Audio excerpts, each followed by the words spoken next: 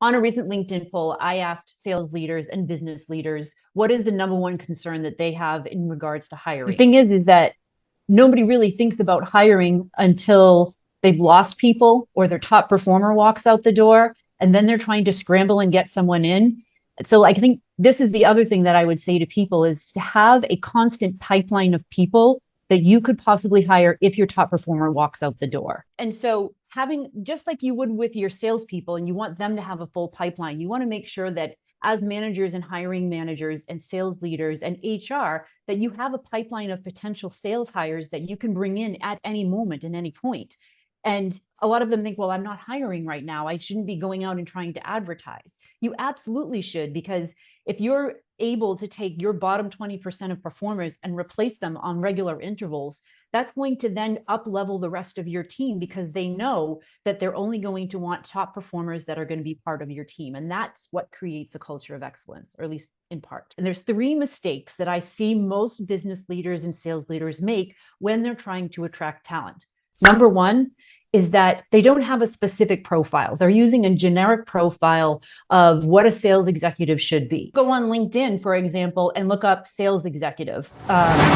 And then look up and compare, like just do like a scroll through of like this ad and this ad and this ad. They all look the same. Number 2 is that their ads aren't actually ads. They are like 3 to 4 page job descriptions, bullet points after bullet points after bullet points. And honestly, if you were to swap out the company name with another company name, most people wouldn't be able to tell the difference, which is another major mistake that I see people make when they're trying to attract top talent or the right talent, is that they start talking all about themselves. We're XYZ company and we do this and we've been in business for this long and our customers love us. And they make the mistake that a lot of people in sales make, is they make it all about them. And the third mistake that I see them make is that they're only posting to the job boards. Maybe it's on LinkedIn or Indeed, and that's it. They're not getting creative about where are we going to find our best talent, and they're just kind of throwing the spaghetti at the wall, or they're trying to take a big, huge fishing net with all of the possible fish in the sea because they don't think that they're going to get anyone if they don't do it that way. Instead, what I encourage sales leaders to do is to write job ads that are specific to the profile of the person that you want. And so look at specific criteria, such as what kind of resistance are they going to face during the sales process? What is the average order size? Who do they need to call on? Where do you play in the marketplace? Are you top of the line, middle of the line? Are you more expensive? Are you less expensive?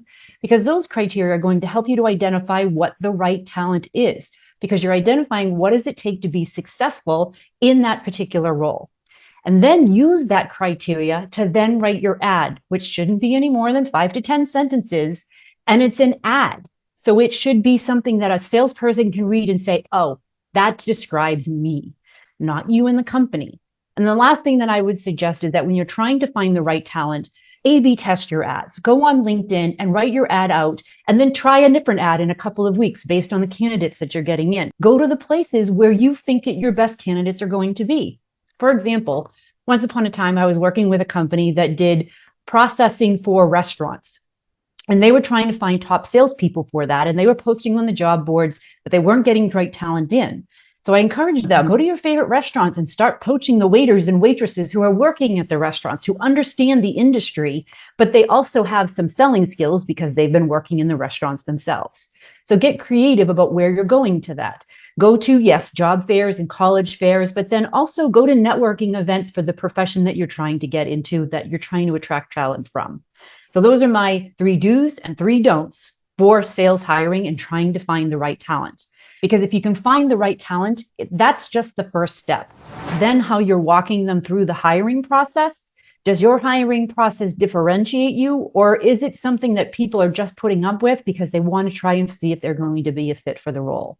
How you hire and how you onboard sends a message to those potential candidates of what it's going to be like to work there with you.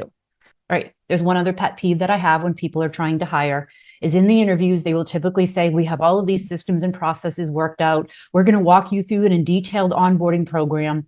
And then when the salesperson gets into the role, they're pretty much left to their own devices. There's no such things as systems and processes. It's all over the place. Have playbooks already built for the hires that you bring in, because how you onboard them, that first 90 days is critical as to how successful they're going to be in that role.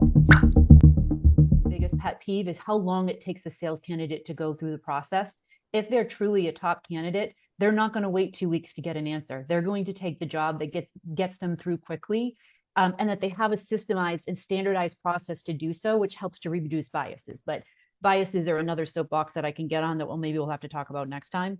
Okay, those are my pet peeves on hiring. Getting off of my soapbox now.